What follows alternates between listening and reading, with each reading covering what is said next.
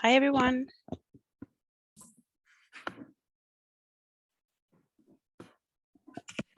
Thank you so much for joining.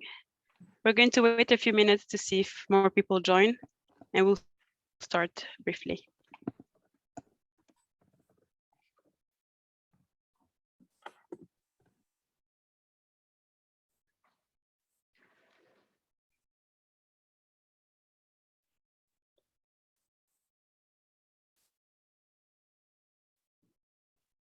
Bonjour Christian.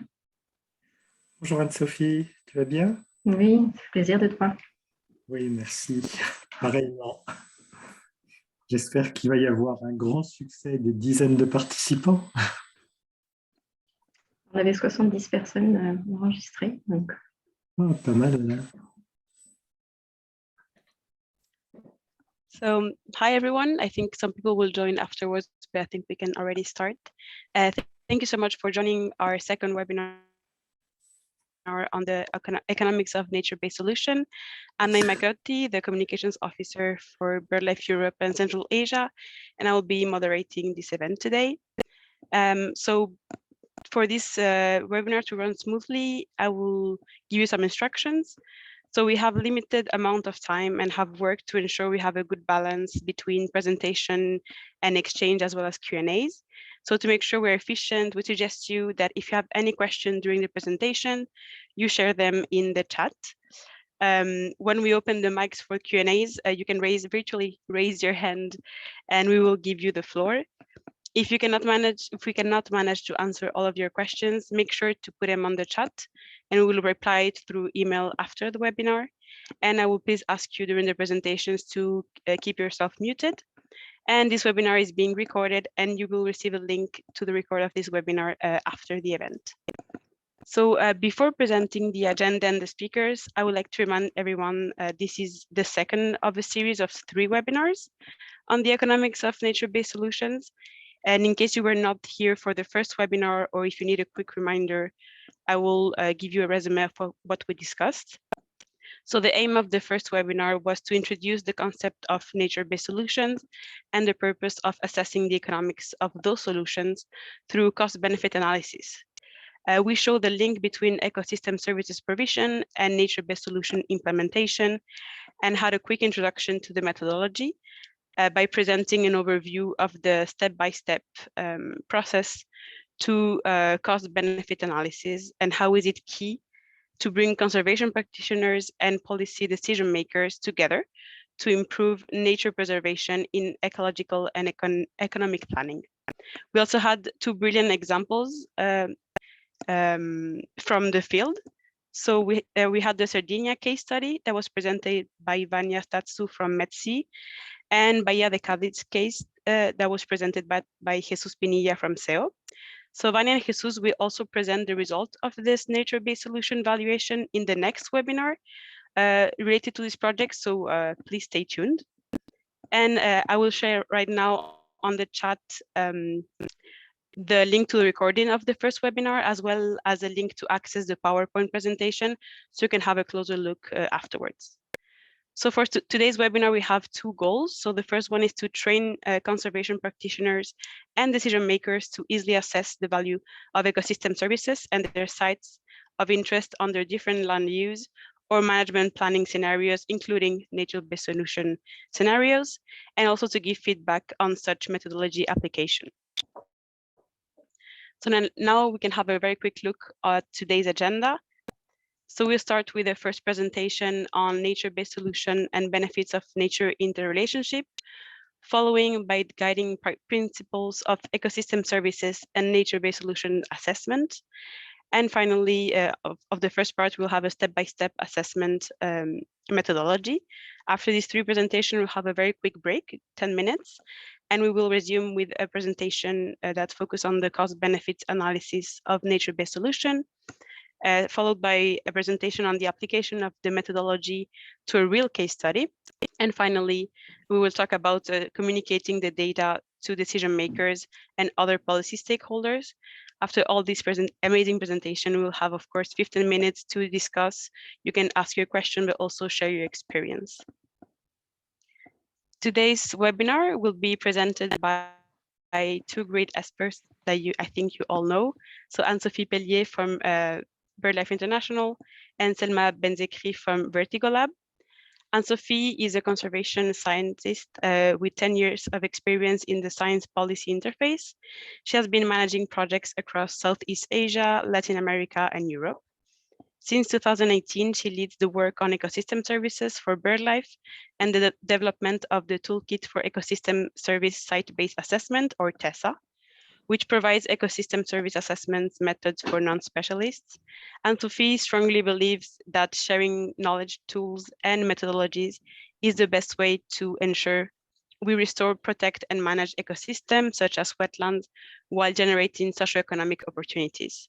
Our second speaker is Selma. She's a consultant in environmental economy with a background in agronomy engineering in environmental management. She holds a master's degree in public policies and environmental strategy. Selma worked for the French Environment Ministry on environmental valuation of planning projects for Veolia's company, Environmental Plan, and has now joined Vertigo Lab to work on environmental public policies, tools, environmental perspective, biodiversity conservation, ecosystem services, nature-based solution, and subjects linked to environmental economy. And finally, we will also have a special contribution from Chantal Ménard. She's a communication consultant, and she has been working as a communication manager and expert for more than 15 years on environmental issues in the Mediterranean. She's been managing communication strategies, implementing activities of all kinds, and leading campaigns with WWF, FAO GFCM, PAPRAC, MedWet, and many other organizations. And especially, she's coordinating the communication work for the wetland-based solution project. So ladies, the floor is. Thank you very much, Naima. So we are going to start with our first section of the presentation. So what are the interrelationship between nature-based solution and the benefits of nature?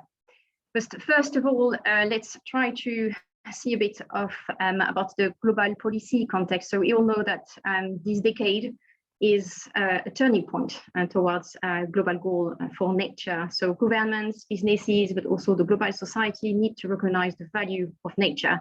And it means that we need to have nature on the path of recovery by 2030. And that, of course, needs to be done in parallel to the UN climate conventions, net zero emission that needs to be reached at least by 2050. So governments need more than ever to really commit to nature positive by 2030 by taking urgent actions to halt and reverse natural loss right now until a full recovery is done by 2050. So nature-based solutions have been seen as the main and central solutions towards those targets, and there has been growing interest towards nature-based solution at the COP26 and COP15 as well for the new global biodiversity framework. And with the IPCC report on the global climate change, that actually shows that extensions are actually accelerating and vulnerable communities are also at risks. Protecting nature is coming as a key and invaluable thing to do. So we can actually increase our resilience to the worst impact of climate change and different societal challenges. So governments and businesses can actually help implement, but also invest in nature-based solutions, and that will protect, restore, but also manage nature and ultimately provide significant benefits of nature that society depends on. But what are nature-based solutions? The IUCN defined them as actions to protect, sustainably manage, and restore natural and modified ecosystems that address societal challenges effectively and adaptively, simultaneously providing human well-being and biodiversity benefits. So nature-based solutions are seen as a transformative transitions to a sustainable balance between ecological preservation and ecosystem resilience, but also with economical growth that can be done through sustainable provision of ecosystem services to society. So what are ecosystem services? Well, they're all the benefits that are provided by nature to people at the local, regional, but also national and global scales. And they bring human survival, economic, but also health and social well-being. So the ecosystem services are produced as a result of ecosystem processing functions, such as soil formation and primary production, and they then flow to people in the form of benefits or goods that actually support human well-being. So they can be classified into different categories, and that could be, for instance, provisioning services such as harvested wild goods. That could be also regulation and maintenance services such as carbon storage and global climate regulation or flood protection. And there are also cultural services, which kind of relates to the connection that people have with nature. And this contact actually contributes to, for instance, spiritual experience or provide recreational enjoyment and actually have a positive impact on the long-term health and happiness to people. So we've seen that nature-based solution can address the loss of ecosystem services and actually tackle climate and societal challenges. And these nature-based solutions are intertwined with ecosystem services and actually play a significant role in this socio-ecological system, as you can see in this diagram, that has been adapted from the paper of Seddon and al. But here we actually adapted it to only show you it in the purpose to see that nature-based solution can support ecosystems in having a greater adaptive capacity to actually counteract impacts from pressures such as floods that can alter its functions and processes, but also alter the resulting flows of ecosystem services that actually provide socio-economic benefits to society. So they need to be maintained in the socio-ecological system. So if implemented in a right way, the nature-based solution can actually increase the resilience of coastal system with the ecosystem services flow, and they can effectively provide work opportunities, empower society and communities in conserving ecosystems, and we can have a balance with a sustainable socio-economic development as well. So what does that mean in concrete terms? Here we present you with the actions to address coastline retreats. So of course, within your site of interest, within your own study, the nature-based solution actions and implementation that you would want to see might be different depending on your goal and really what you do really want to achieve. So here we present an example from the Mediterranean Sea and Coast Foundation, METSI, who are looking at implementing nature-based solutions to actually have a protection of their coastline. So we present three different terms of nature-based solution and actions. So the first is sustainable improved management for dunes protection, for instance, implementing some sand collectors, dune rehabilitation with vegetation maintenance, for instance, so all about restoring and rehabilitating those vegetation that can also collect some sand. And herbarium restoration in marine ecosystems, such as Posidonia oceanica, that are massive carbon sink in these marine ecosystems. So you can see at the right side, all the increase of the ecosystem services that such actions of nature-based solution can provide. So erosion, wind waves, storm surges, protection, for instance, or carbon storage and sequestration, but also cultural services and nature-based recreation and tourism would also increase from the connection that people would have with nature. So now we will look at the second part of the presentation today, and we wanted to give you a bit of a general guiding principles on ecosystem services valuation. So what is actually an ecosystem services valuation? It's a concept that enable to link ecological functions with socioeconomic activities and human well-being that depend on those. So the valuation is a process of expressing value for a particular service in a specific and certain context. So it could be a decision making, such as implementing a nature-based solution. And doing a valuation would help decision makers appreciate the value of nature and the consequences of loss and degradation of natural habitats, but also the gain under nature-based solution actions. So it is important to assess ecosystem services if we are actually to estimate the effectiveness in those nature-based solutions to actually increase the benefits of nature and biodiversity.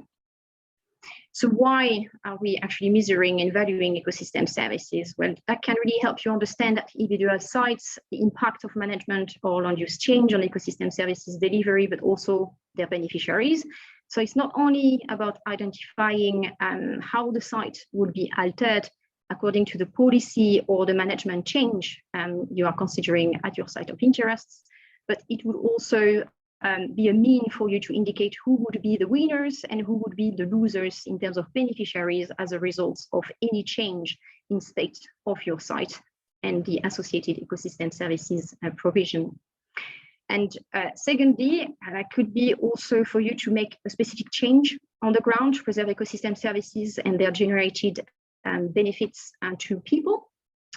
And of course, with those valuation in hand and results, you can provide evidence to decision makers to identify proper actions that would optimize or maximize benefits provided by the breadth of ecosystem services and also avoid potentially significant costs or risks arising from this decision making. So that is also quite important to do when you communicate the value of nature to decision making.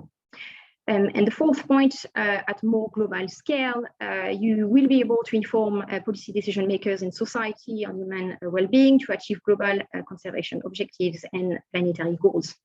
So, of course, that will help prioritize sustainable management and actions.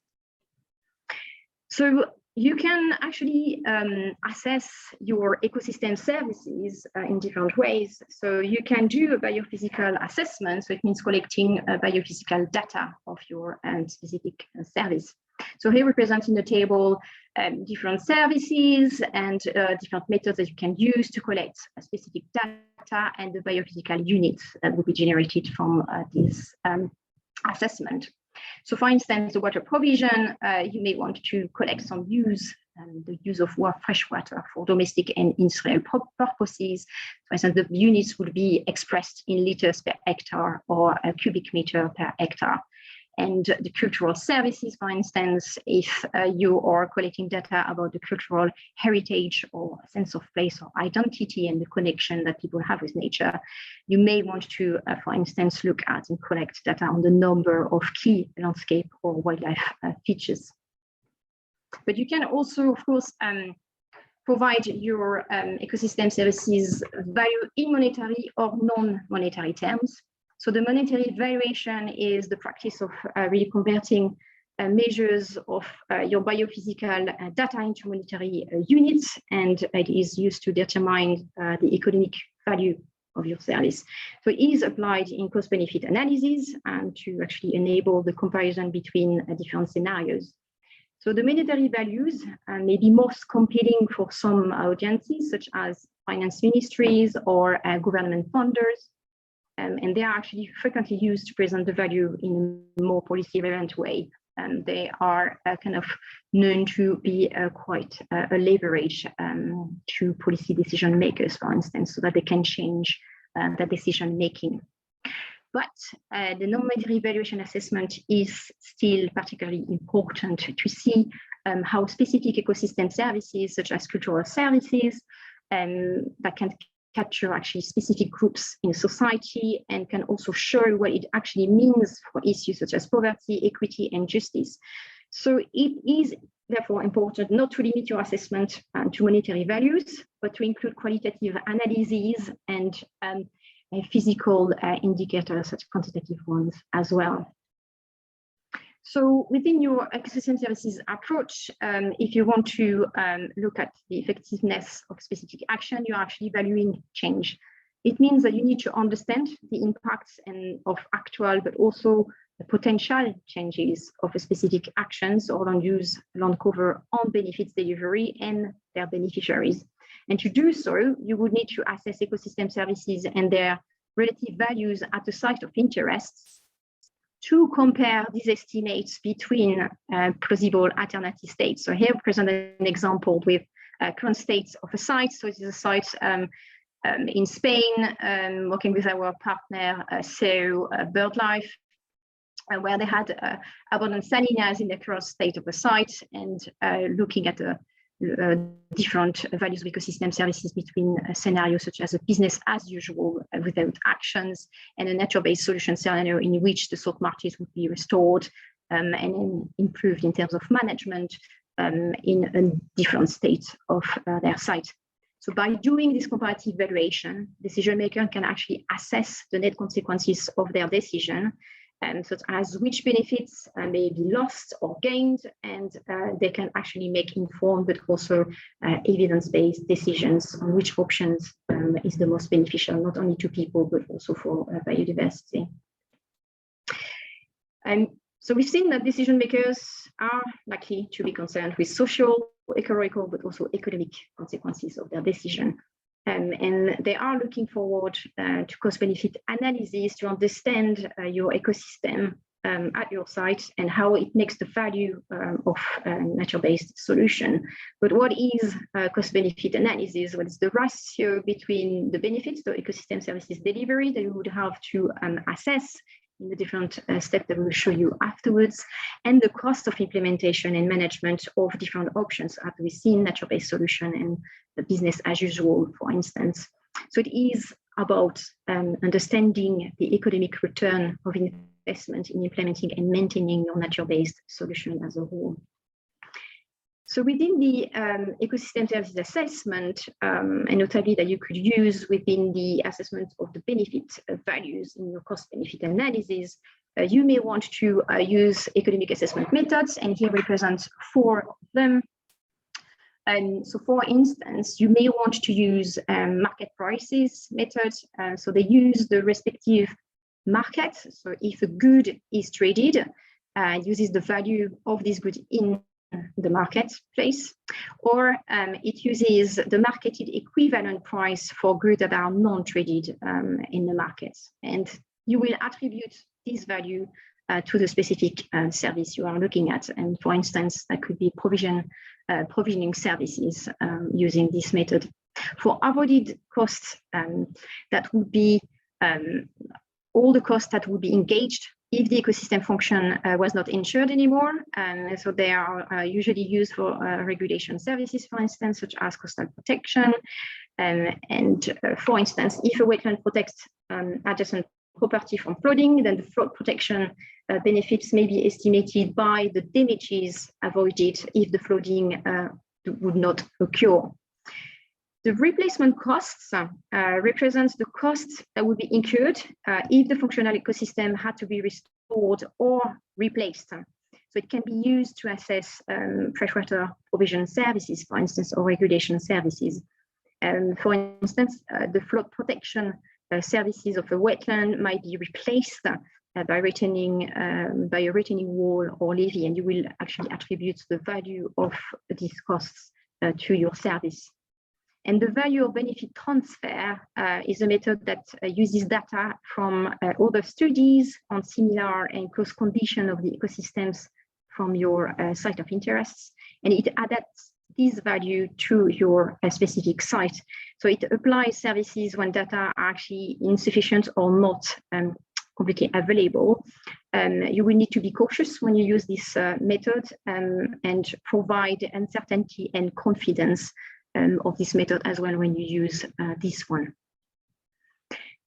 So the type of valuation method that you will need to select for doing your ecosystem service assessment will really depend on the type of ecosystem service that you want to value, the quality of the data that you have in hand, but also the breadth of data, but also what kind of resources you also have in terms of staff and finances, for instance, to perform the collection and analysis. And overall, there's key points that you need to also look at. Your data need to be locally relevant. You need really to ensure that quantification of your services does not result in double counting. And you also need to consider inherent assumptions, caveats, but also the limitations of certain methods, such as the value transfer. So as a summary, you will see that Within your cost-benefit analysis, you would have policy management actions, maybe reduce wetland degradation or increase preservation. You will look at your site with actions such as the nature-based solution, without action, business as usual. You will measure and value your ecosystem services in both of your state of your site. You will also look at your costs of actions of your two states, and you will subtract those costs to the value of your ecosystem services. And that will provide you with the net economic value or net benefit values of the nature-based solution states of the ecosystem to communicate to policy decision makers so that they can understand the net consequences of their decisions. So now we are going to look more into details of the step-by-step assessment methodology to go on with your ecosystem services assessment and looking at your cost-benefit analysis after that. Today we focus on coastal ecosystem only. So the methodology and step-by-step, you will have 5 main steps to follow. So the first one is all about identifying and characterizing your ecosystem services, looking at your site boundaries and also your ecosystem services identification and beneficiaries. The second step is about your economic evaluation of your ecosystem services. And so also you will look at translating your biophysical data into monetary values. Third step would be the benefit valuation of your nature-based solution actions. So we need to start to elaborate your nature-based and business as usual scenarios, and you will use also a specific time frame for those state of your site.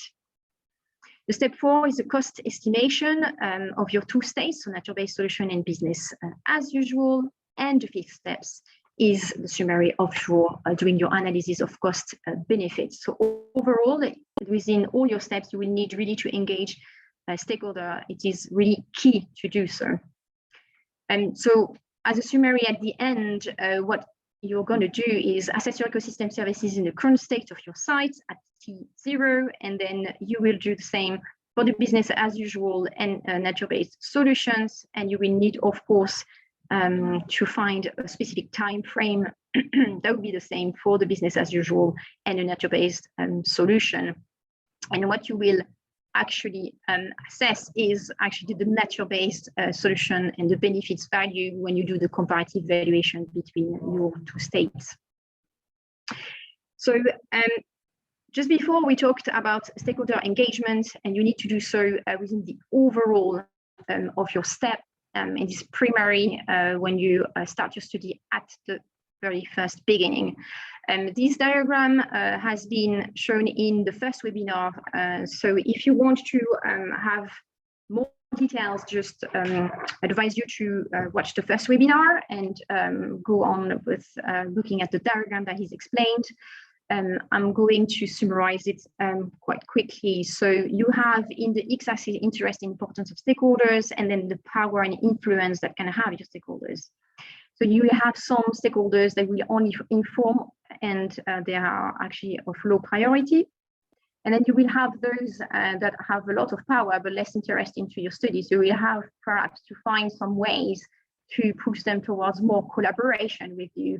If they have to have some power to actually make a decision for your site. And then you would have these stakeholders that needs to be really closely look forward for a specific and close collaboration with. So the relationship with them will need to be developed, and trust will need to be also built between you and those stakeholders. They can also help you to actually provide you with secondary data and help you through a study or some specific analysis. So these stakeholders can really help you to, with their ecological knowledge. They can also give you the list of the main important ecosystem services or the list of beneficiaries so that you don't miss any stakeholders out. They can help for close collaboration and support you through your study. And actually, you can actually build trust, and they can actually help them these stakeholders to be empowered within your study and help you achieve even future projects afterwards. So policy decision makers, businesses, local communities, even journalists within the area would be very good to engage at the beginning of your project. So regarding all the different steps now, so we've seen the step number 1 is site context and diagnosis. So it's all about looking at your site boundaries, characterizing also your habitats, identifying your pressure and threats, so all the context of your sites, identify current practices and possible nature-based solution actions. You need to also classify and prioritize the services, so select them, and contact and follow up with stakeholders on this. So you will, of course, need to look at what is really your goal. What are you actually trying to change? Either any decisions or policies that you may want to influence, is there any existing management plan in place, or what kind of level of decision making you're actually targeting, and which stakeholders do you really need to involve? So it means of beneficiaries, and think of these beneficiaries at local, national, but also global scale. What kind of audience you need to reach, and who are the decision makers? Within this first step, you will need to identify the different habitats within your sites of interests, and also look at which habitat contribute to which service. So you have different tools here, using GIS to help you do your mapping and looking at your land use and land cover classes.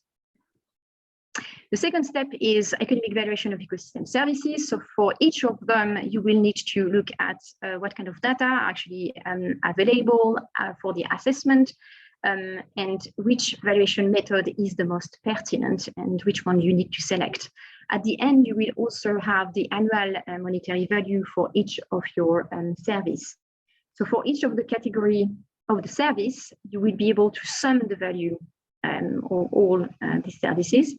And you will need also to look at which services may perhaps not have been assessed within the valuation, and perhaps you can find justification of it if you need to report or provide and present your results to specific key stakeholders.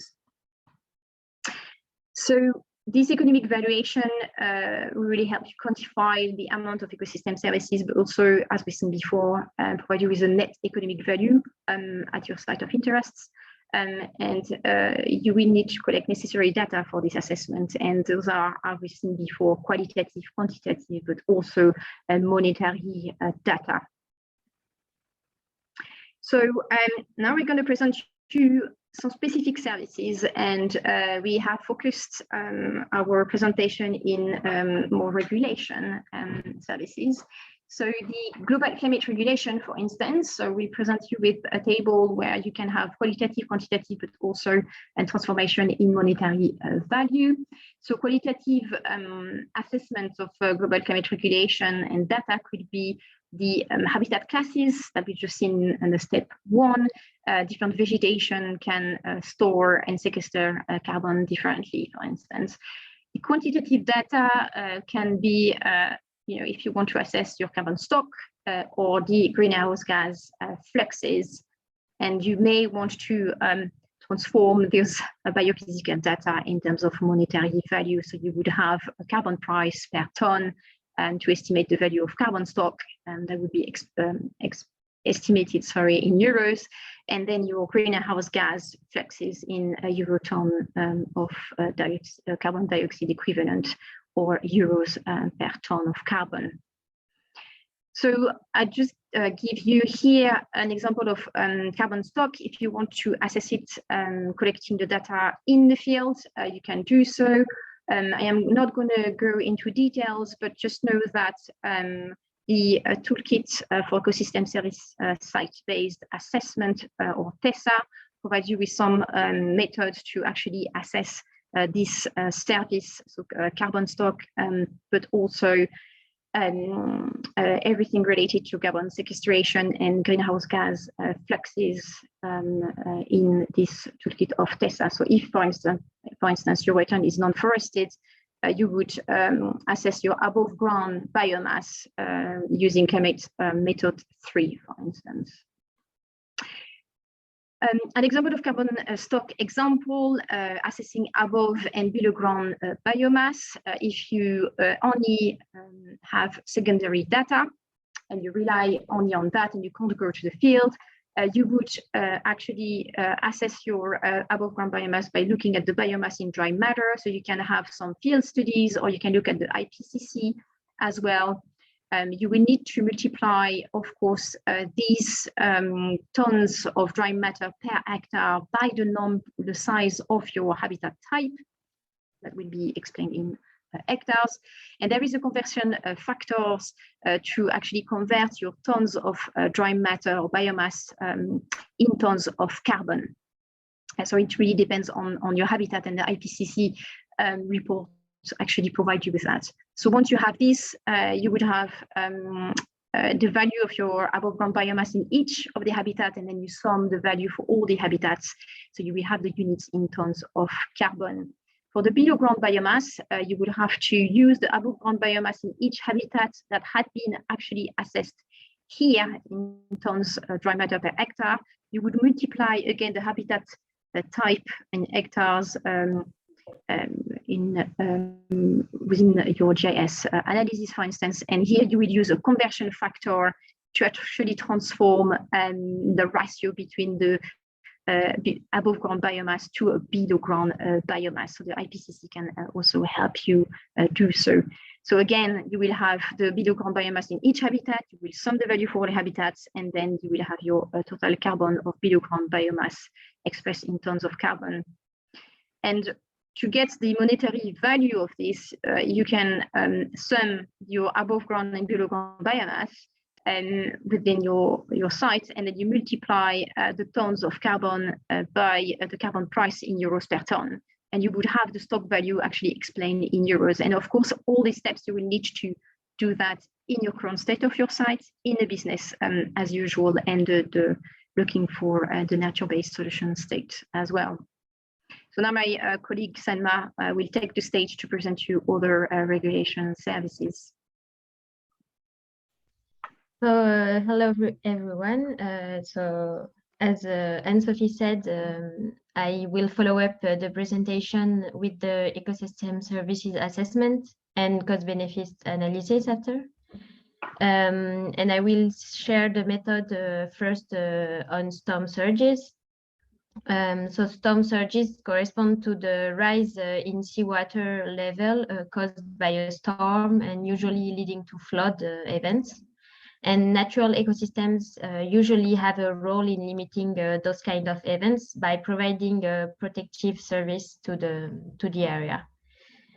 So here, the table gives you an idea of the data that can be required for assessing this service. Again, the data listed here is not exhaustive, but it gives you an idea of the type of data you will need. In terms of qualitative data, you can look at the ecological role of the habitats. It can provide a buffer effect or a sprawl effect. The role that the natural habitat has in case of flood or marine submersion. Also the built structures or housing typology that you can find on the site. Then in terms of quantitative data, you can look at the water storage capacity of your sites. Sometimes the value can be found, sometimes you can calculate it.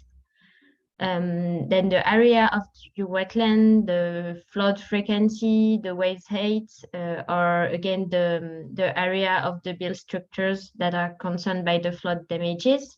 And in terms of monetary data, you can look at the costs of damages estimated from past damages that happened, or again the unitary costs of houses concerned by the submersion of the flood event. So the first method I will present here is the avoided damage costs.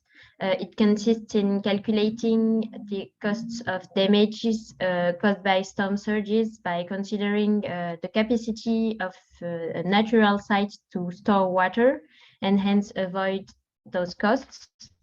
And for this method, you will need some precise data on hydrology or GIS treatment as well. So for applying this method, you will need to multiply the water storage capacity of your site with the area of the habitat providing the water retention service to get the storage capacity of your ecosystem in volume, so in liters or cubic meters. And then you can get an estimate of the damages costs that are caused by the storm surges in euros or monetary value per hectare. And you can usually get this in predictive models or sometimes in financial reports or newspaper articles, for example. Then with the volume of the water possible to be stored found before, you can simulate with a GIS treatment tool how much built area would be submerged if your habitat were not here to have a sponge effect and store water. And this leads to the damages costs avoided in monetary terms. And to get a yearly value, you can divide this the figure you get with the return periods of such events, and you obtain the value of storm surge reduction in monetary value per year.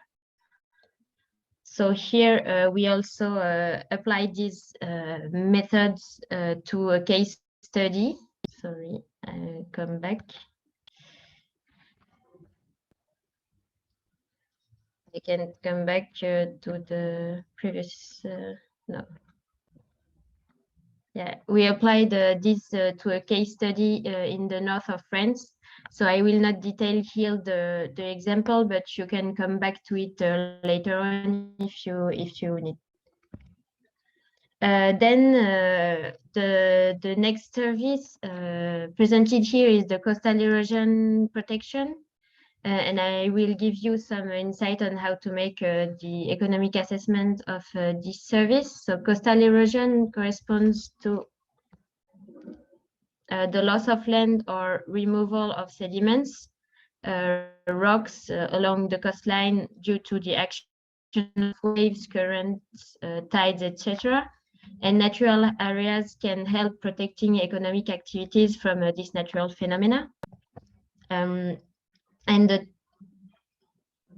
the type of data that can be needed here can be qualitative, so the ecological role, again, description of natural barriers, the damages that you can observe on the soft substrate on your coast, the infrastructure that has been built or could be built to limit erosion, such as spikes or dikes, and some information about the storm surge intensity. In terms of quantitative data, you can look at the coastline retreat or progress in meters per year. So the speed of the coastline retreats, the area or length of built structures that are concerned by the flood damages, and the eroding storm occurrence. And in terms of monetary data, you can look at the cost infrastructure, the cost of infrastructure that can be built to limit erosion, the costs of maintaining and management costs for this infrastructure, the costs for planning and support works to limit erosion effects, and the damages costs that can be generated by the swell and storm events that are participating in eroding the coastline. So the first method here is the avoided damage costs, which consists again in calculating the costs avoided that would have been caused by a swell eroding the coastline. And for this method, you first have to characterize the intensity of the swell or storm event eroding the coastline and estimate the frequency of such storm or swell to have the occurrence of such intensity events. And then you have to multiply it by the costs generated by such events. So for example, the cost to rebuild infrastructures damage, etc., to get, and you get the service value again in euro or monetary unit per year. Here we also apply this to to a study in the Tau pond in the south of France. And you can look at the value which is calculated here for this case study. Another method here is the replacement costs. So sorry, I think no. So the method presented here is the defensive infrastructure costs. So for this method, you will have to investigate on the expenditures and understand for which time period those expenditures and those infrastructure could last. So to get an idea of the lifetime of such infrastructure. Then you may obtain the service value in euro per year. So this method is quite straightforward and quite simple if you have the data. And it was again applied to a case study in the French North region of Somme to get the service value. And the next method presented here is the replacement cost method.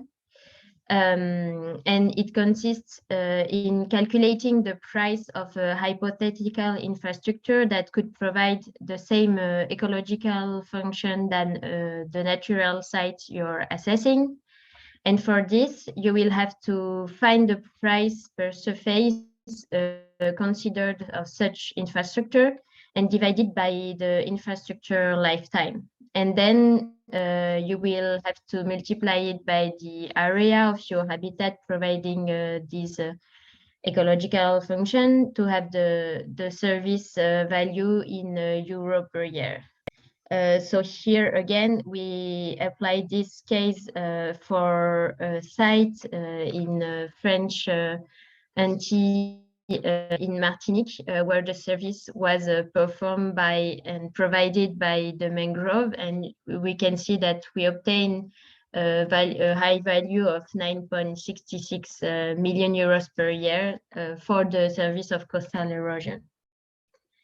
And finally, the last method presented here, and Anne-Sophie talked about this method before, can be applied to any service, and it's really the last one to use only if none of the previous methods presented before can be applied. And the principle of this method is to transfer the values calculated from previous studies on your sites or on and here are some sources where you can find the data, which is usually expressed in euros per hectare and per year. So those are only examples of sources where you can find data. You can find other studies, sometimes that are close to your site or that are for a similar site. And you have to bear in mind that this method really relies on hypothesis and implies some bias, as it supposes that your ecosystems function exactly the same as the reference ecosystem considered for the transfer. And also, you have to know that you will not always find exactly the data looked for, and you will have to adjust the data to your site. For example, here by multiplying by the area of your site. And this enables you to get an assessment, an estimate at least of the ecosystem service value in euro per year or monetary value per year. Thank you, Selma and Sophie. So now we're going to go for a very quick break. We will start again at 3 p.m. sharp. So I suggest you just cut your cameras and put your mics on mute, but just don't close the Zoom call. So have a nice break, all of you, and we will see each other at 3 p.m. sharp.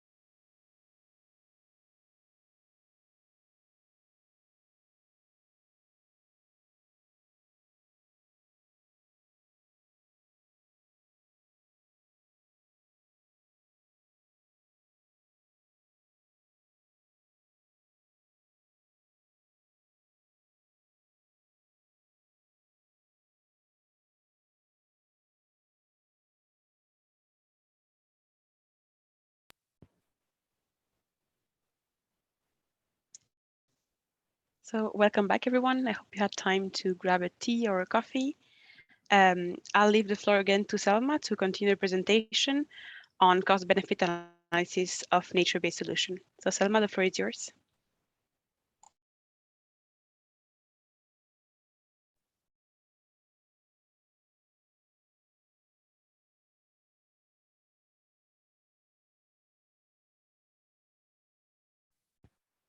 Selma, I cannot hear you. I don't know if... Sorry, I have some technical issue. Can you hear me? Yes, I can hear you now. Can you see me? I think maybe. Yeah, we can Okay. see you, we can hear you, and there's a presentation as well. Okay. So it's just my screen. So here I will follow up with the details of the costs and benefit analysis and the methodology for this. And so if we look here at the overall process, we are going to step 3, where we will have a prospective vision on the services assessed for the project of NBS you may have or you want to have. So for this, to measure the benefits of your NBS actions, you should have a long-term vision, which is called a prospective vision. And that way, you can elaborate and characterize future scenarios. So the goals of these steps are to elaborate and characterize future alternative scenarios for your site and estimate also their impacts on the services and people benefiting from those services, who are called the beneficiaries. So for assessing this and elaborating your scenarios, you should organize a workshop and consultation with key stakeholders for this task. And for this, we listed below here on the screen the key concepts of perspective that you have to keep in mind. So first, you will have to elaborate possible or impossible future scenarios considering the current perceptions of the area. And remember here that this exercise is prospective and it's not projection or prediction. So no errors are possible. You just have to imagine what could be happening on your site. You will have to set a time horizon, to imagine and build your future scenario. So that can be 20, 25 years, 30 years, for example, and imagine the future at this time horizon. Then another key concept and key idea is to ensure the coherence between the evolution of your ecosystem services state evolution. And for this, you will have to call for ecosystem services specialists and consult them to ensure that your hypotheses can be valuable and are coherent.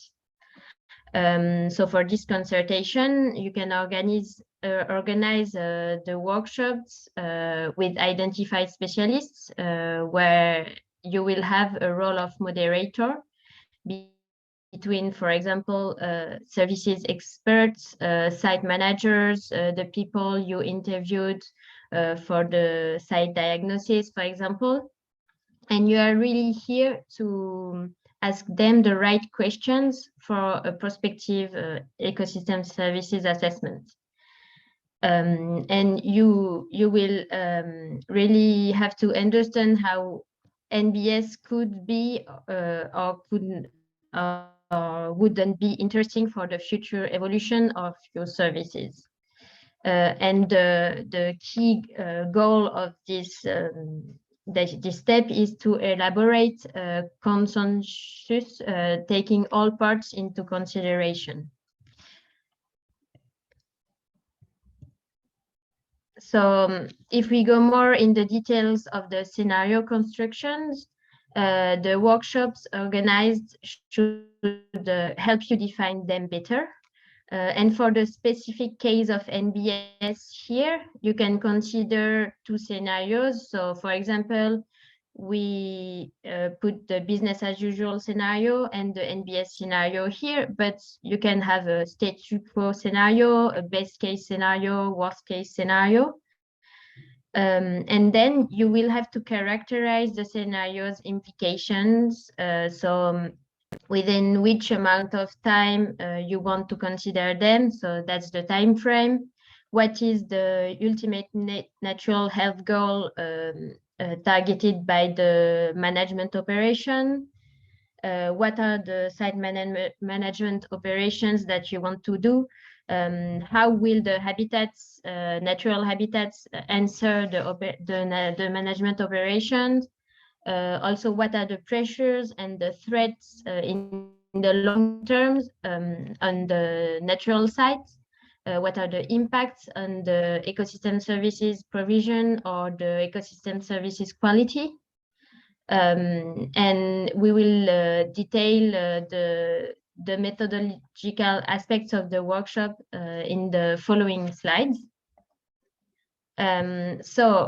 When you organize your workshops, you will ask participants to estimate for each service how the service has evolved in the past and how it could be evolving in the future. So this estimation could be qualitative or quantitative according to the type of data that people have and that you can have. And based on this, you can build your scenarios. And this enables you to translate the scenario implications in terms of services evolution in percentages or in surface area variation. So here on the right of the screen, we give you a tip for this translation by asking participants to estimate the evolution with a plus or minus. And this enables to avoid giving real values to be sure that stakeholders can express their values and their assumptions of the site evolution. So for example, they can say if the service is going to be deteriorated or improved, and will this deterioration or improvement be light, moderate, severe, or even if the evolution just there is no evolution and there is no variation. And we have here an example of what we applied, the methodology we applied for coastal erosion on storm surges, asking actors to assess the evolution of services in several future scenarios. One business as usual scenario, which is in orange, and one NBS implementation scenario, which is in green.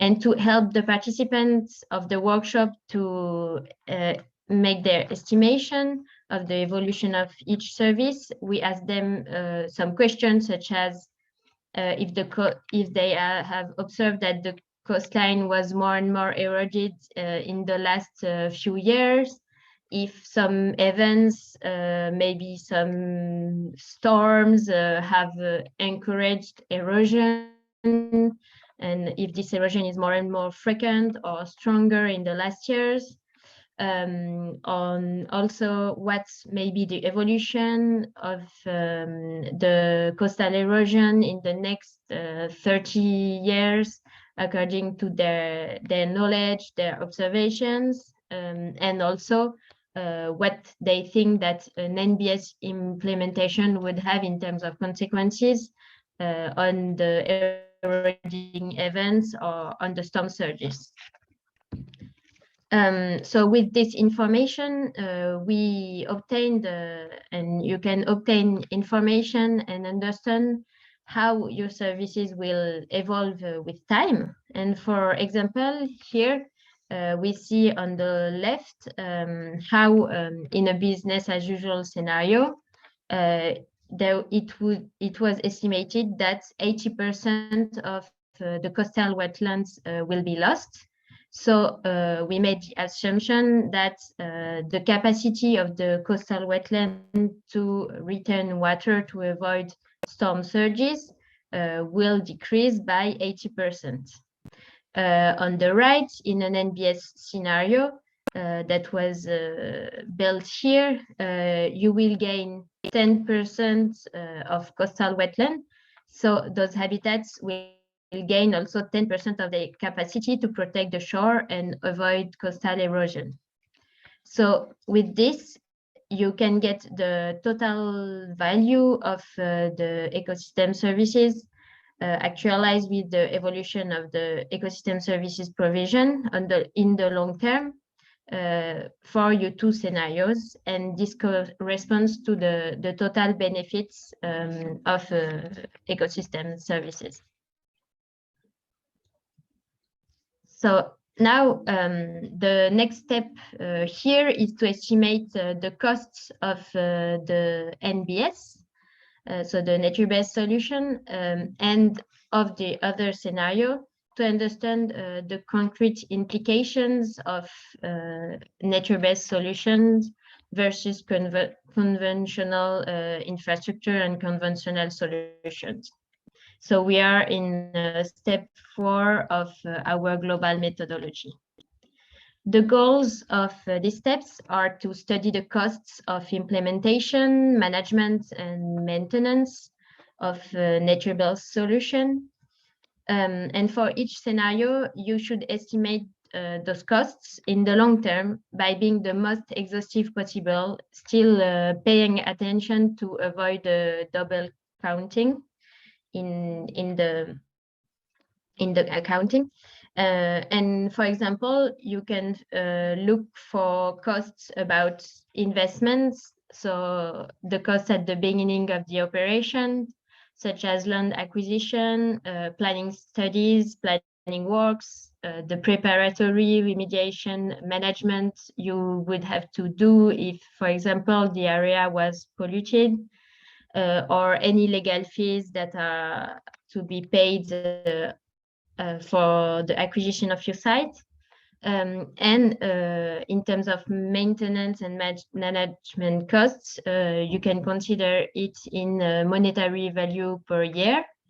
And this can contain any monitoring studies on the site, the long-term management actions, the project protection, the risks monitoring, the nature quality monitoring fixing, or the salaries of people performing the maintenance works.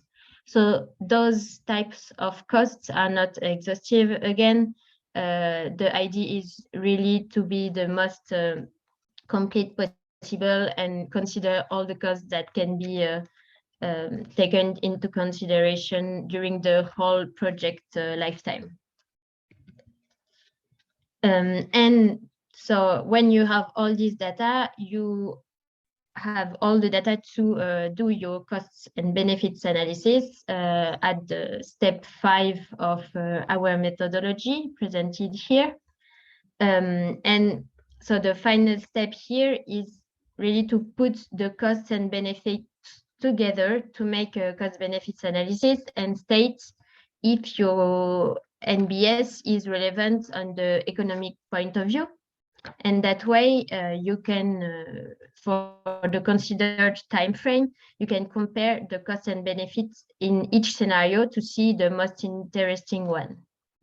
For the benefits, so on the left side, you will ask yourself how much does the site represent in terms of economic services value, and you will have to sum all the benefits calculated before in the ecosystem services assessment. And for the costs, you will have to sum all of the costs you found for the time period considered also. So you all, of course, have to take the same time period for the costs and the benefits. And that way you can assume if it is worth or not investing in an NBS in the long term, so in the time frame of the project you are considering.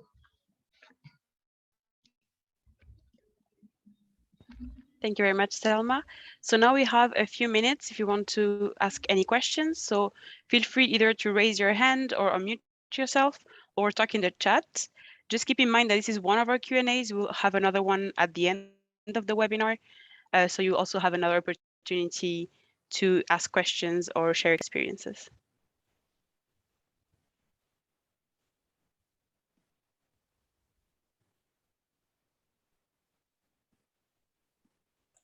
Yes, Kostas, go ahead.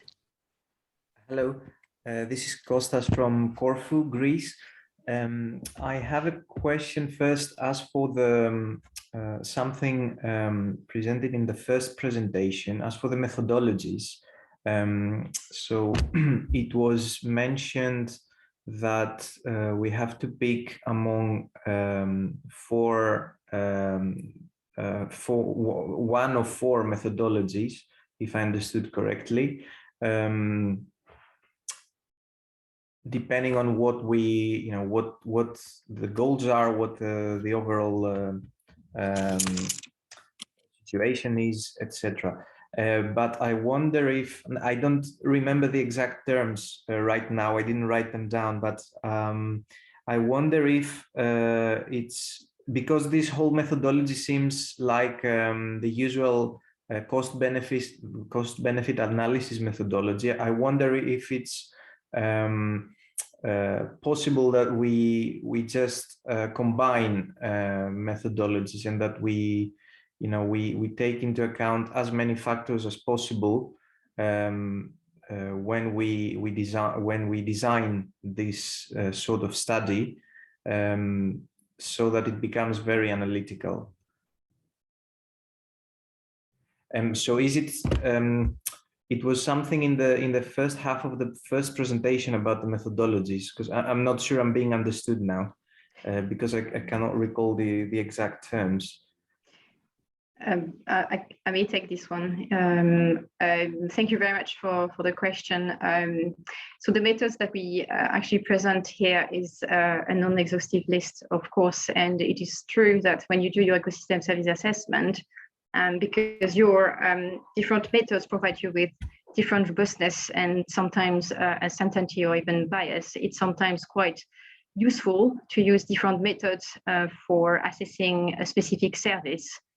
And compare actually what are those values with different methods, and this is how you can come up with sometimes more relevant methods to other ones in specific context, for instance. So it's a valuable question that you have asked here.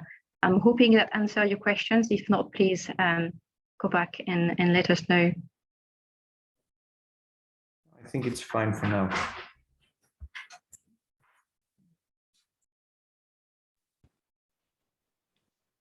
So any other questions? If not, we can move on with the presentations. And as I told you before, we will have another Q&A session at the very end of the webinar. So if you have any questions, keep them in mind or put them on the chat, and we'll go back to them at the end of the presentations. So now we will resume with a presentation about the examples of the cost-benefit analysis, the saline restoration in Camargue, followed by a presentation on communicating data to decision makers. So Selma, the floor is yours.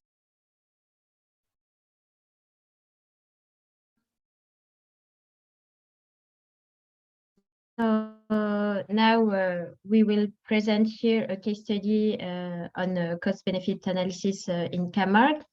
I will show you, so it's a case study that was made for the saline restoration in the south of France in Camargue. And this case study is interesting because it's really going quite far for the cost study. But just to tell you, we did not go in the details of the ecosystem services assessment here. It's only a qualitative assessment made in this case study.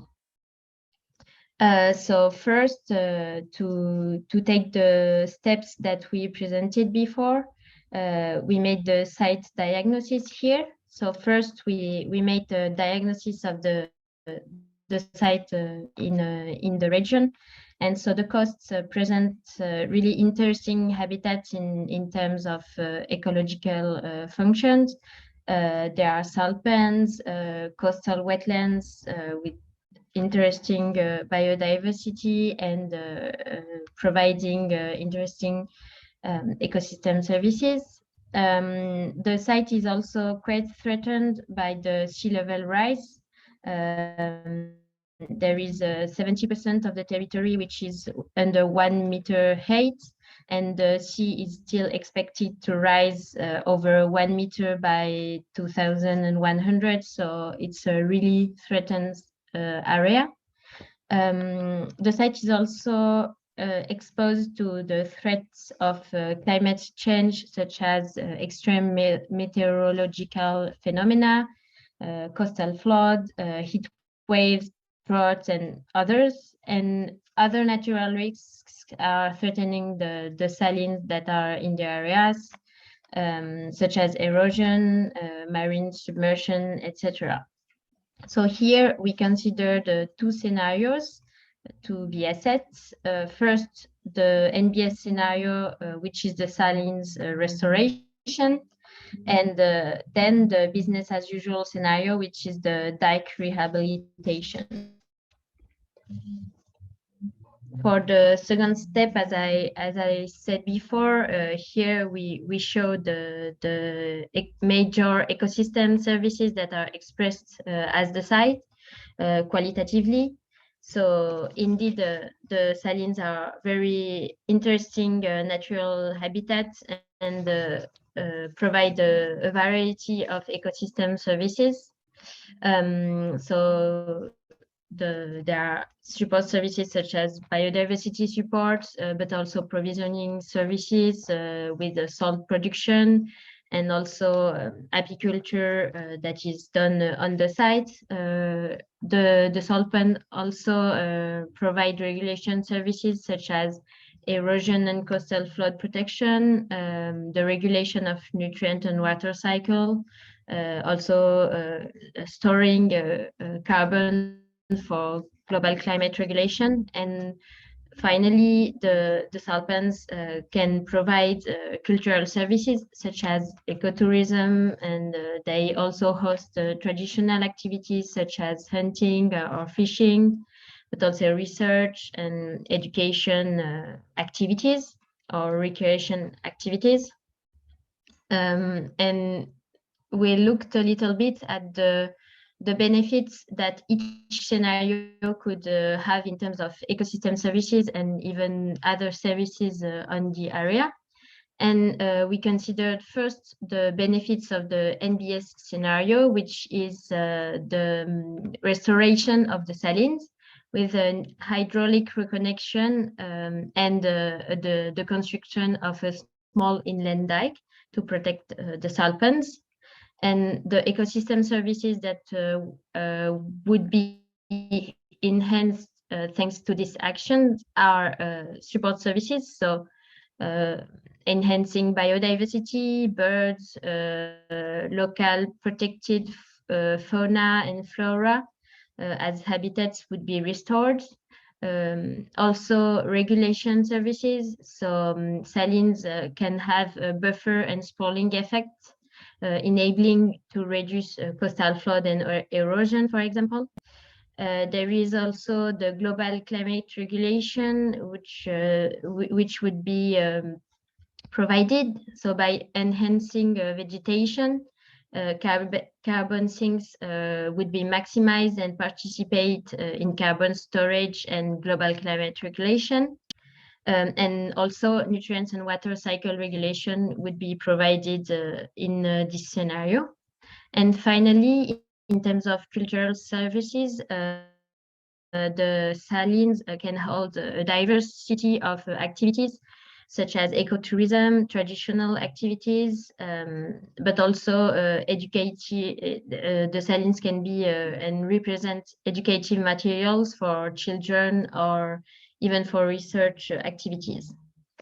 The services enabled by this scenario would be also protection against erosion on So that's services, that's important services for human activities and human life in general. For the business as usual scenario we considered, so this is more conventional infrastructure that is considered here. The actions were only to rebuild Great Dike and implement spikes on the coast, on the whole coastline considered. And this scenario would enable to protect the area. So there are several cities and urban areas that would be protected. And the economic activities could also benefit from this protection. So the cultivated lands would be protected, the breeding activities also, and also the industrial activities such as the salt production, the harbor, the storage of petrochemicals would be protected here. And in the meantime, the dike would enable to protect the whole area. So for this scenario, we also evaluate the costs in quite some detail for the two scenarios, and for this we made interviews with the concerned actors in the area. And we looked first for the NBS scenario. We counted the hydraulic, for the investment costs, the hydraulic reconnection, which costs about 1.5 million euros, and the small inland dike, which would have to be built, and which would cost about 7 to 13 million euros. And for the maintenance costs, we will have the inland dike, which would cost 80 to 140,000 euros per year. And the management costs of other activities, such as the hydraulic infrastructures, maintenance costs, or the other monitoring activities, were assumed as being negligible compared to the other amounts that we count here in the costs analysis. And on the other hand, for the business as usual scenario, we looked so at the actions to rehabilitate the dike and rebuild the dike. And the investment costs would be about 13 to 17 million euros for the dike. And for the spikes works, it would be 7 to 24 million euros. And in terms of maintenance costs, the amount would be more than 8,000 euros per year, 800,000 euros per year. So therefore, we looked at the costs and the benefits and tried to compare them, even though we don't have a monetary value of the benefits, in order to evaluate whether or not it would be interesting to invest in the NBS. And as you can see on the NBS scenario, we assume that the costs of the salines restoration were really lower than the costs of a business as usual scenario, and the benefits that are generated by the NBS scenario are really more numerous and more diverse than in a business as usual scenario. And so that would be a great argument to assume that it would be more interesting to invest in the nature-based solution in terms of environmental and socioeconomic criteria. So I will pass the hand to Anne-Sophie now, I think.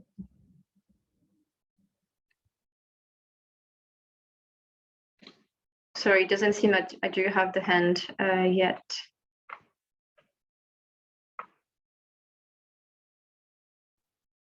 I gave it back.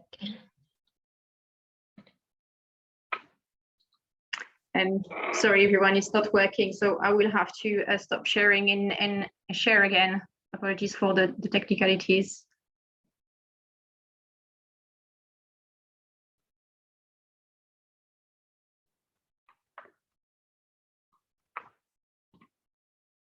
Is it working now?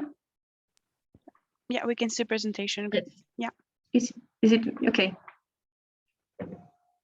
Brilliant, thank you very much. So now the last part of the presentation is to let you know a little bit on how you can actually communicate your results from such study to key stakeholders. It is not really easy sometimes, especially to policy decision makers. So why would you need actually to communicate such results? Well, that can really help you highlight the benefits that people get from ecosystems and nature-based solutions. You can also raise awareness of people, policy decision makers, and different other actors, such as policy decision makers as well, and businesses, on the pressures generated by human activities at your site, but also about the opportunity that bring a nature-based solution in, for instance, increasing benefit values. And of course, decision makers and other businesses can also prioritize from your results sustainable management actions, for instance, such as nature-based solutions. So that can also attract investors. So we've seen that government and businesses may have, or now they really need to commit to actually invest in such actions and solutions of based on nature. And they can also prioritize such fundings and allocate them to a relevant location as well. So what are the key elements to successful communication? So first of all, you really need to have a clear communication strategy, and that needs to be actually implemented at the right beginning of your study. You can ask communication officers that are working with you to actually implement and know who would be your audience, what kind of message you need to convey, and how you may want to do that. So what kind of communication materials and what time frame you would need to do that for.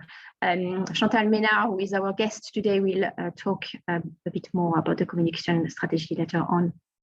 And the main thing as well is you need to tailor your messages to your audience. So it means that you need to see what information is more important to your specific audience, what do the results mean to them. Try to be less technical when you are conveying your message. Keep visual, be concise and clear in your message. And so when you want to actually communicate to specific stakeholders, and here we are looking at the policy decision makers, you need to be seen as credible, relevant, but also legitimate for them to actually consider your evidence. So there's a few points here. So try to synthesize and frame your evidence so that can help you tailor it in the way that policy makers can understand it. And try to also communicate what you really want to obtain from your results. What you are trying to achieve for your site, and do that in a proactive manner. So it means provide the relevant evidence to do so, and know how much evidence is enough. Don't try to provide too much evidence, otherwise your message is going to be diluted. Translate your findings a bit more effectively. So try to be simple. You can talk in figures that show really the tangible outcomes of your study. So for instance, you can say by implementing a specific action, there will be an increase of a specific number of jobs. Percentage of human well-being in a specific area would be increasing by certain percentages. And for instance, the flood frequency may be reduced by a certain number. Try as well to communicate the results essentially, the confidence of your results to these policy decision makers, and also try to, as much as possible, to align your findings with the policy initiative. So it means also communicating your data at the right time. So for instance, if policy decision makers have drafted a management plan and that needs to be amended from the achievement that you are looking for at your site, then that would be the good moment to actually provide them with the results of your study. But the most important thing is also, as we've seen at the first beginning of your study, is to engage those policy decision makers along the way of your study. And so the key is would be better set this communication if you understand how policy makers actually process evidence and the context in which they operate. And there is an article of Kearney and Kwiatkowski, excuse me the pronunciation, that provide a proper communication strategy within their article, and it is shown at the left side in this slide. And they provide a paper providing you with some steps of communication when it comes to communicate to policy makers using both policy but also psychology theories and studies. So it means the emotions and also values related to communication. So I advise you to perhaps read it so it can give you more insights on how you can do communication to policy decision makers. The communication formats that you can convey to policy decision makers, and that would be also the similar communication formats that you can provide to businesses that are, for instance, looking to achieve some specific targets such as carbon neutrality or net zero, or even nature positive within their operations. And so here you can write some policy brief or short summaries to share findings and indicate policy relevance. Keep in touch through face-to-face meetings with those policy decision makers or email during the overall research process. So here there's an example of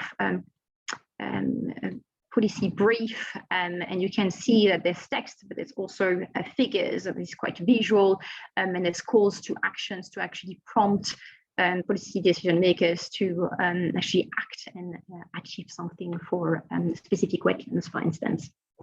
You can also do some detailed structure abstract if it is needed, present your results in meetings, and be visual with some maps as well.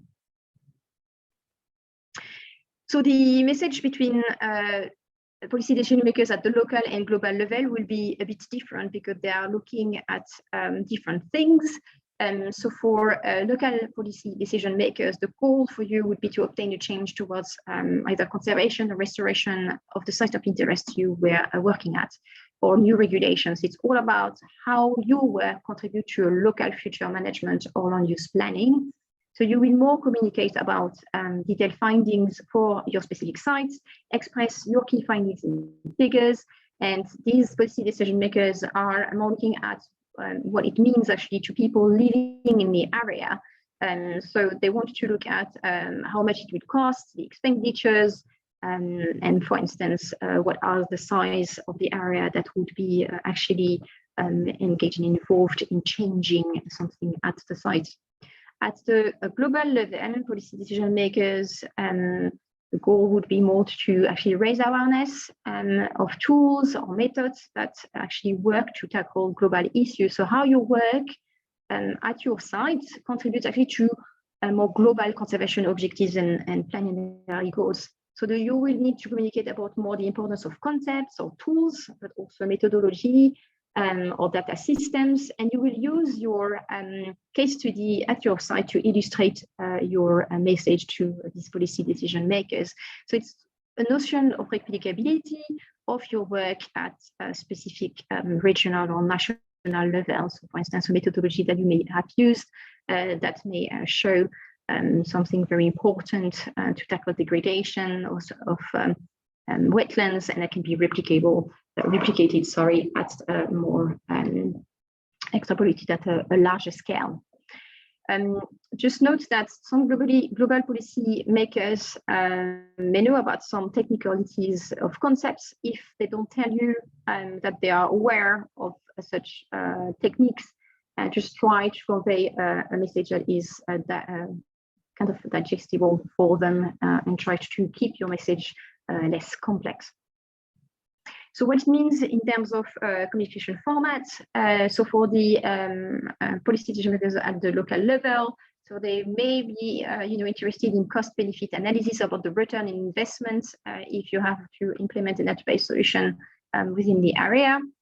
And so you can show in the graph, for instance, the monetary value for different ecosystem services between your different states of your site.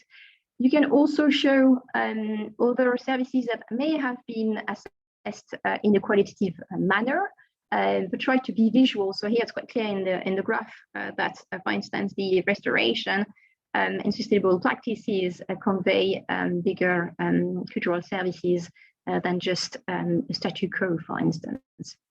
At the global level, policy decision makers may want to see some maps where you can see here, so we provide some two different examples. So the first one on coastal risks index map has been produced by our partner Metsi that we work with in Vertigo Lab.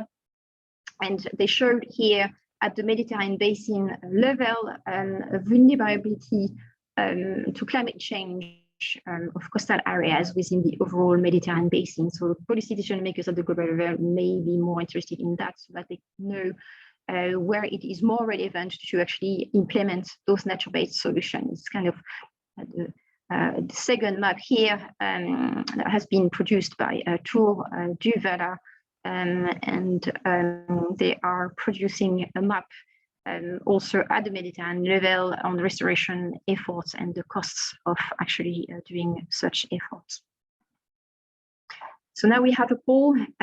For 2 minutes, I'm going to give the hand to Naima. Thanks, Anne-Sophie. So I just sent you a poll via Zoom, so you should have a pop-up window. We have two little questions just to have an idea of your experience with communicating. So in a scale of 1 to 10, 1 being really easy and 10 almost impossible, how would you evaluate your experience in communicating your results to policy decision maker at a local level, but also at an international level? So I give you 1 minute to answer. So to repeat, 1, it's really easy, and 10 is almost impossible.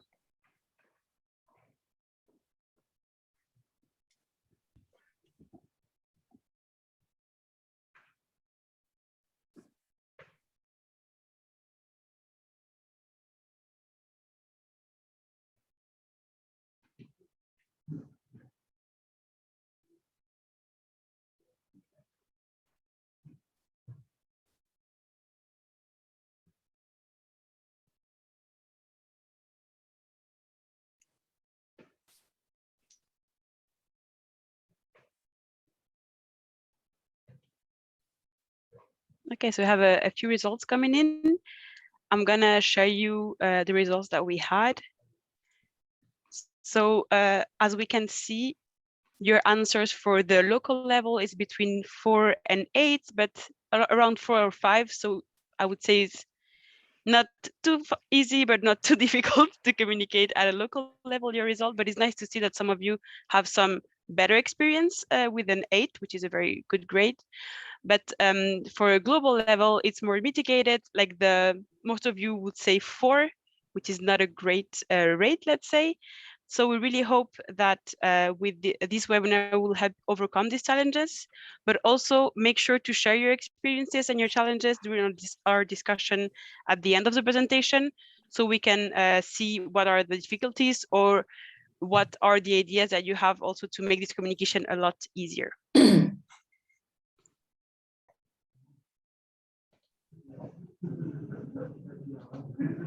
Back to you, Anne-Sophie. Sorry. Thank you, Naima. So continuing on the communication of your results, key stakeholders are also local communities. You really need to provide your results because, of course, if you want to implement a nature-based solution, these people are actually living in the area. You need to build trust with them as well. So when you convey your message of your results, be visual. If you have someone who actually speaks the language, please try to present your results in their mother tongue. and for instance, try to also avoid technical terms and build a narrative that they can actually understand. So ecosystem services in some communities is not really understood. So try to provide examples of more benefits of nature. So for instance, here you can show some photos, for instance, of what it means. All the feedback may be given through community meetings with local groups to share and discuss the findings of your research. You can use a simple diagram or a simple map. Here it's the location of the ecosystem services. You can also represent the value of your ecosystem services and also the implication of change to the stakeholders. So that will really allow people to get ownership of the findings you convey and contribute to really what you really want to achieve at your site. So you can also provide them with some photos if those stakeholders were actually engaged in the study. For instance, some drawing of ecosystem services within the area. So it's all about building the trust with them as well. And in terms of communication formats, as I said, you can do as much as possible community meetings, try to attend local events and present the results to them. You can also post your results to social media. Maybe some local communities have specific social network.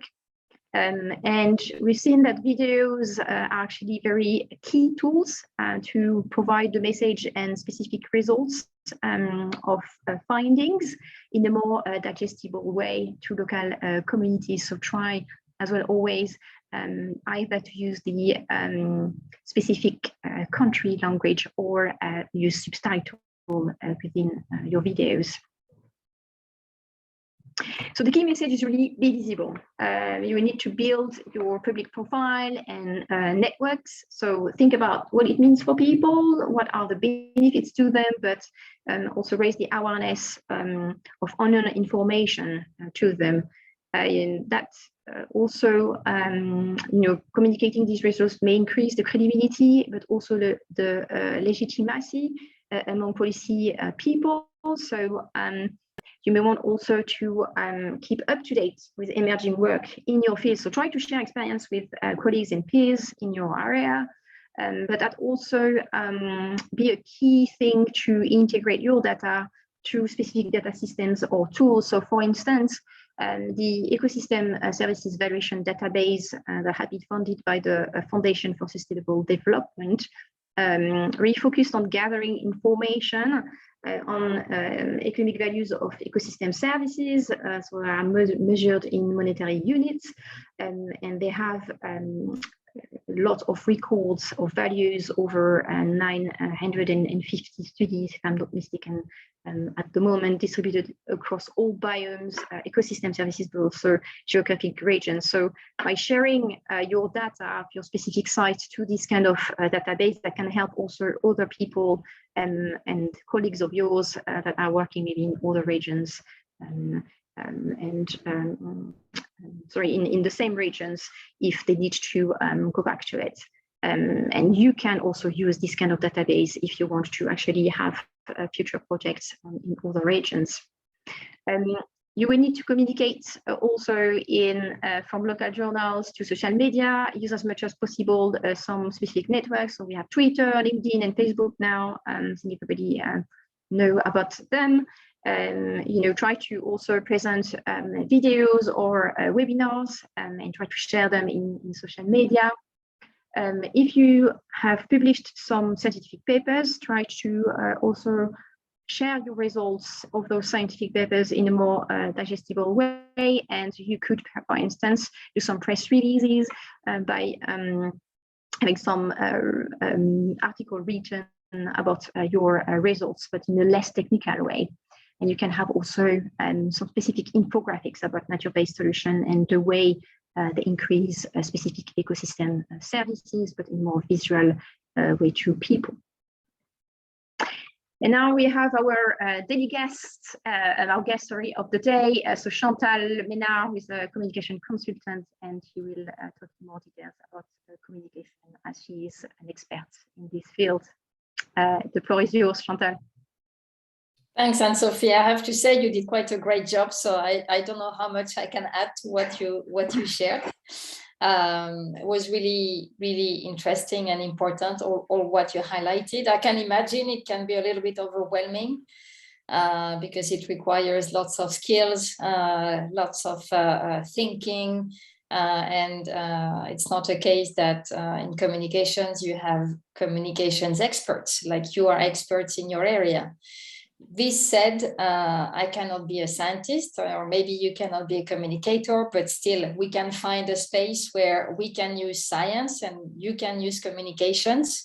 And what I would like to do is build a little bit on what Anne-Sophie was saying. So the very first thing I would like to say is that communicating is, first of all, an exercise of good sense. So what makes sense for you means that you will be convinced about it, and it means that you will be able to communicate it. So I think it's really important that you do not get scared by, oh my God, I have to do a strategy. Oh my God, I have to use this tool and that tool, and I don't know how to do it. The really very first thing that is important is that you make sure you are understanding and willing to communicate your issue. So this, when you have it clear, you can have the support of someone, or you can also build your skills. I will give a point on this at the end of my speech.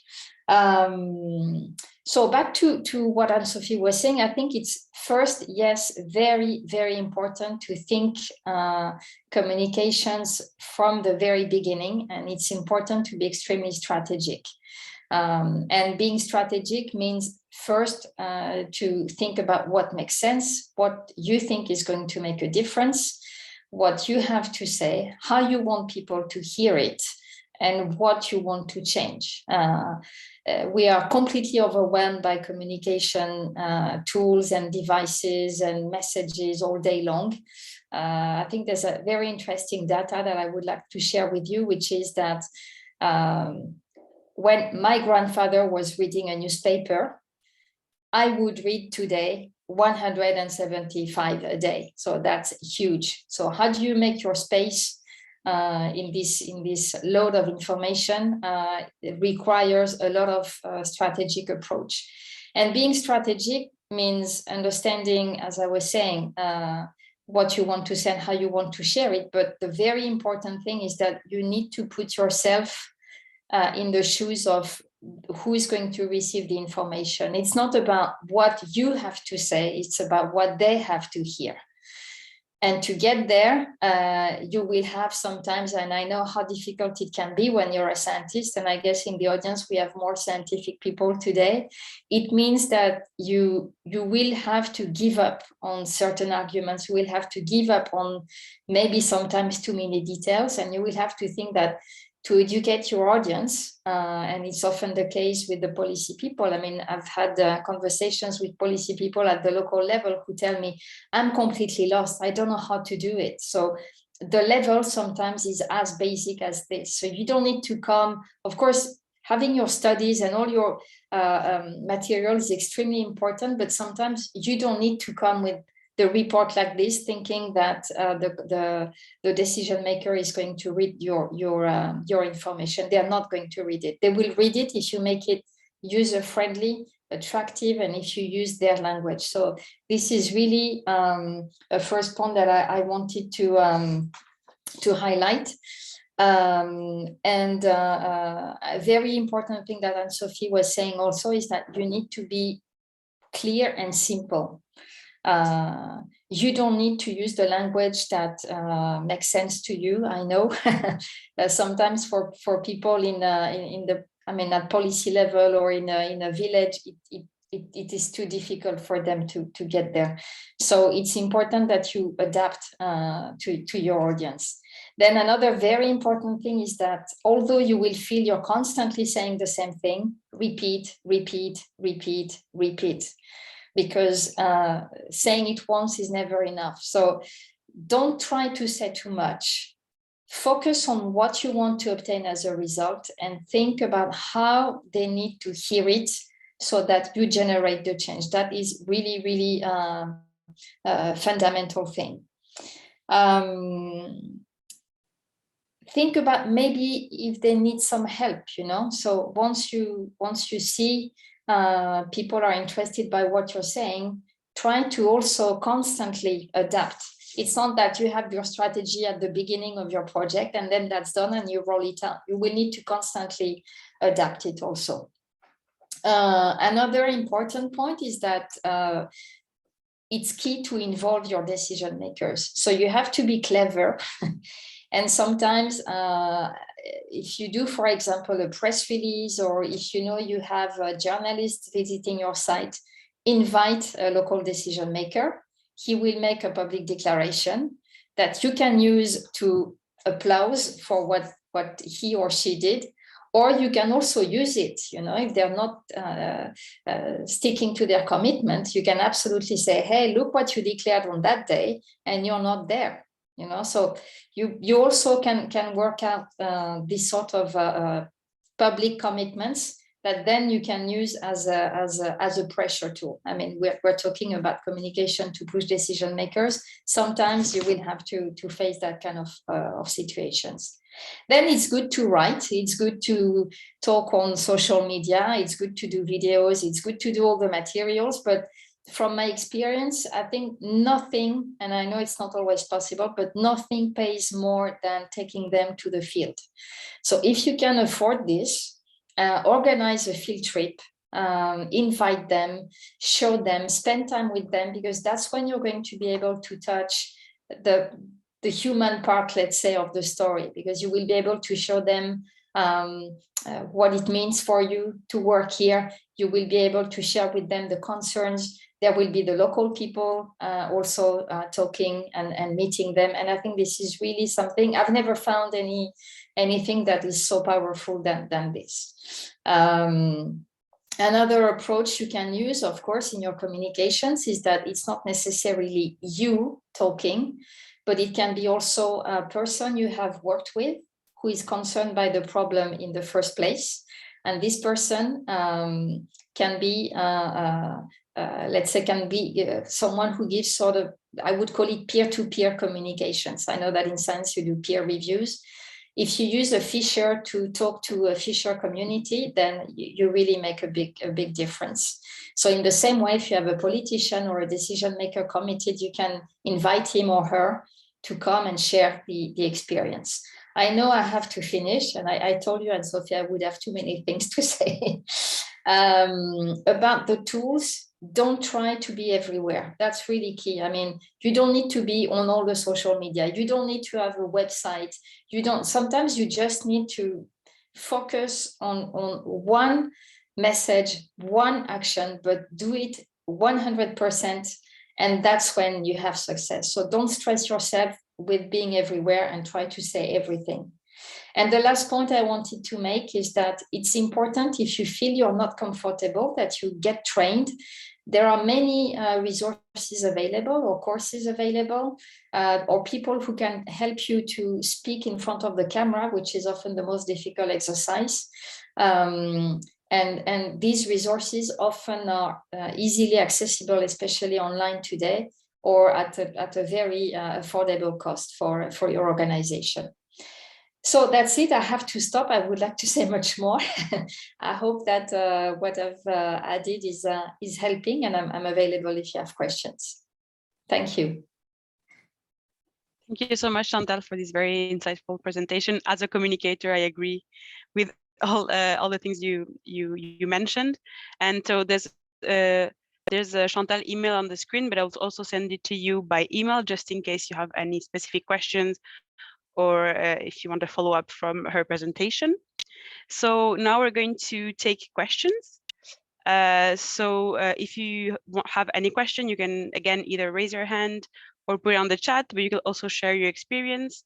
We would love to hear, for example, for the people that answered the poll, like what were the difficulties you had communicating with policymakers, or if you have any other questions, please feel free to speak.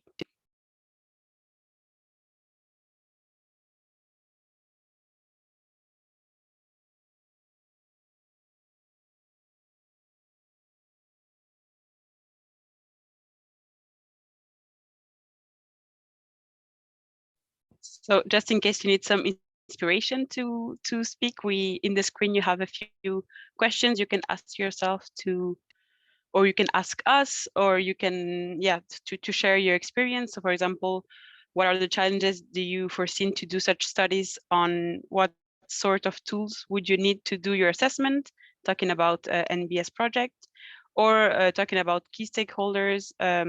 Are you currently consulting with your key stakeholder about this type of projects? So please feel free to take the floor.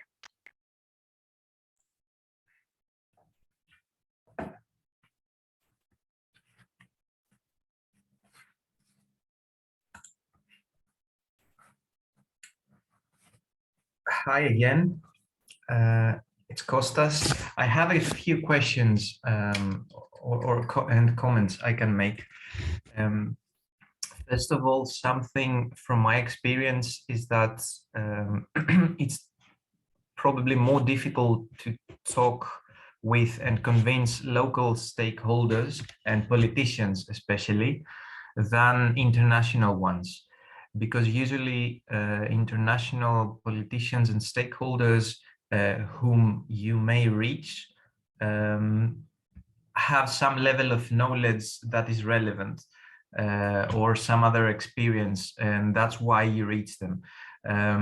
When you try to talk with local politicians, and especially in places where the politics is generally at a low level of understanding as for environmental issues, it's certainly difficult, and you have to face a lot of prejudice, perhaps certainly lack of knowledge, basic knowledge, and so you have to explain everything and have to address the preoccupations people may have in mind. They may have been misled by what they have heard or read here and there, and so you have to make a real effort to explain even the most basic approaches. So in my experience, I've tried mostly with local politicians, and I found it difficult. One attempt at the European Parliament was more encouraging because people there, my explanation is that because the politicians there deal with a lot of environmental legislation, and we are at a time of history for the EU when it's a leading political entity in the world as for environmental legislation. So you find more open ears there. Now, as for implementing some strategies and the nature-based solutions, I have tried a few years ago to make a start with evaluating some local ecosystems here on the island of Corfu, but I didn't move forward exactly because I didn't exactly know how. And specifically because we did not have data and I did not know where to look for the data, even though the methodology I would generally make as was presented, having in mind a common methodology for cost and benefit analysis. But I still find hard or feel hesitant about what data to include in order to make it a credible analysis. So, for example, as for the carbon capture potential of a small coastal wetland or of Posidonia oceanica, what values do you use? What other factors do you take into account? In fact, I'm happy to report that for one of these cases of nature areas that I have in mind, we were able to fund study to estimate the carbon capture that the Posidonia Valley produces there. So we will have some numbers as for that. But for the rest, so for the wetlands and the surrounding ecosystem, I'm still a bit in the dark. So any indication about where to look for specific information is more than welcome. Thank you.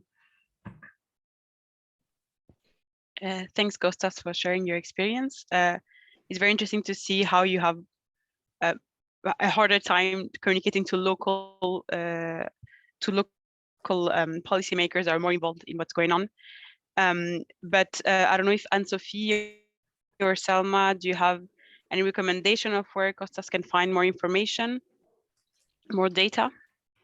Yeah, I was quite interested in knowing a bit more of your location and what kind of projects you were actually working on. I'd be quite interested to know. For the specificity on the ecosystem services that you wanted to actually assess within the habitats that you had in your coastal ecosystem, so we've started a MAVA-funded project with two partners, so Spain, so BirdLife, and also in Sardinia, METSI, and the METSI partner has started also an assessment of global climate regulation for Posidonia, and it is, they've tried to retrieve some figures in published studies, and I know it's not always easy to do so, and sometimes this kind of marine ecosystems may not be really assessed yet in this type of country or region, and I'd be quite interested to actually, once you have your results, or maybe you do already have your results, it's actually to show and see your findings, and to reply to your second questions about how to do your assessment in other ecosystem that you have at your site. There's some tools that are actually available. So we put on the chat the toolkit for ecosystem service site-based assessment. So it really provides you with a step-by-step guidance on how you can assess your ecosystem services at the site scale, if you want, in different scenarios, but you're not obliged to. And it provides you with different ecosystem services that you may want to actually assess, and especially wetlands, for instance, is one key ecosystems that the toolkit is actually looking at. So you may want to have a look at this specific toolkit. It really depends on of course, the scale that you are working at, but it provides practical methods on how you can do this. And of course, it looks at the approach of benefits against the costs of delivery of the ecosystem services.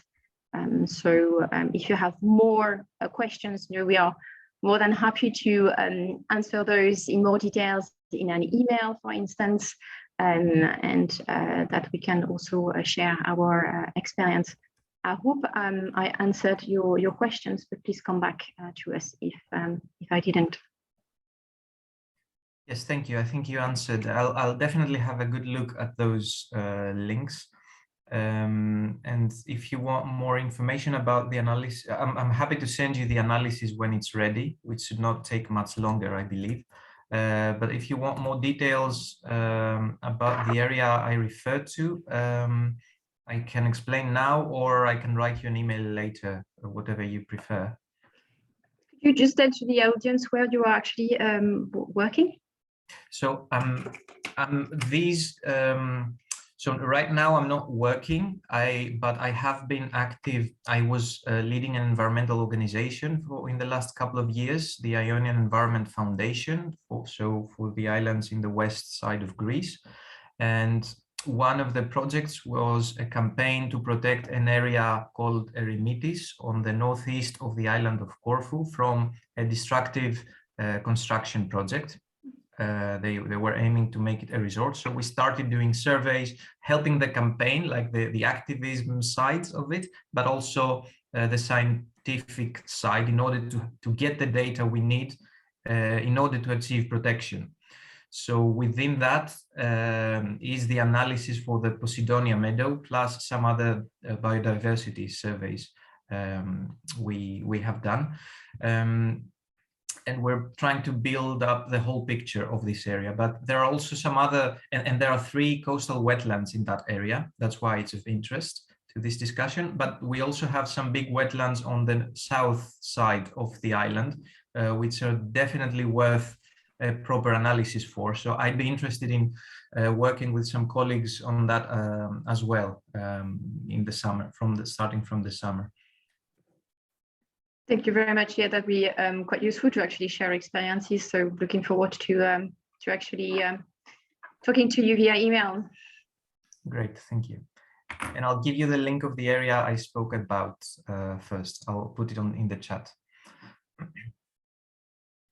Naima, is there any other questions? Or? Yes, so we have a question from Maria Antonova, who asks, is there a way for coastal restoration projects to sell carbon credits on the voluntary market right now? It seems there isn't a way to certify projects on seagrass or salt marshes in Europe yet. So we actually don't have the answer, but Jane, so a participant, just sent a link. So I hope, Maria, this is useful for you. Let us know if, because I don't think that Anne-Sophie and Selma have the answer to this question, but maybe we can look into it and follow up by email. But do let us know if this link was useful. I'm looking at the question now. Yeah, unfortunately, both Selma and I are not really experts in voluntary markets, but I'm hoping that the answer that Jane, and thank you so much for sending through this answer. I can see there's a follow-up messages between the two of you.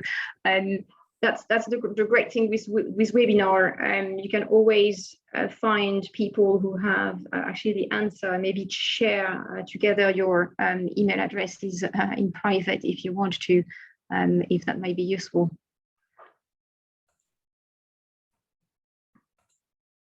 So is there any other questions, experience you would like to share? Yeah, Anne-Sophie? Yeah, maybe I would like simply to reinforce one of the messages that either you or Selma highlighted in terms of communication strategy, and which is what information is more important to your specific audience. Actually, in the Camargue case study that Selma presented, we've had big problems having the message get through the local people, probably because at the beginning, what we did not understand is by restoring these wetlands, by letting the dike in front of the sea gradually die and be eroded, and the sea take the land inside. We forgot that for the people in the nearby villages, for them it meant the sea coming closer to their houses and being afraid of it. And so we probably overlooked this dimension in the first communication, and we had quite a lot of trouble with local opposition. So now it's being corrected, but this illustrates very well why it is important to be able to understand the local people.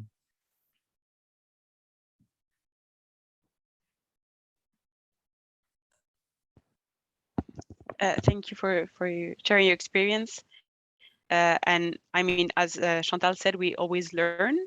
So if you realize that you missed something on the first communication and you adapt it on the next one, and that's, I think, what's the most important part of communicating. Even if you have a strategy from the beginning, don't be afraid to adapt it and to change if you see that the results are not what you expected. Is there any other questions or intervention, or we can wrap it up? Costas just sent us the link. Wait, I'm going to share it with all of you, the link to the site he mentioned. I'm going to share it on the chat. Yep.